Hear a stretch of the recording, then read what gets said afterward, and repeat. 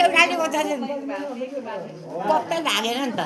बिहान अनि दुईटा गर्नु भनेर चाहिँ बेलुका दोहोरा बिहान दुईटा बेलुका दुईटा सुगरको र प्रेसरको अनि बिहान पनि सुगरको र प्रेसरको अन्त सुनिएको छैन रिङ्गटा लागेको छैन पिँडुला फर्किने छैन खाना कति टाइम खानुहुन्छ हँ? खाना कतिपल्ट खानुहुन्छ खाना त म त अलिकति खोलेँ खोले अनि त्यहाँबाट खाएँ सब्जी भनेको केही मिठो लाउँदैन कि आलु त खानै हुँदैन अलिकति रस त दिन्थे अन्त छैन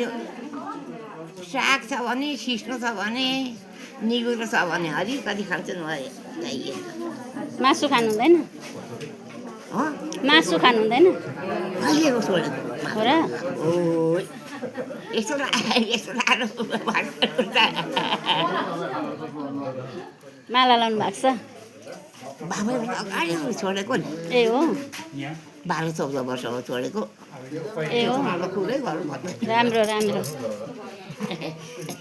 खानु हुँदैन मासु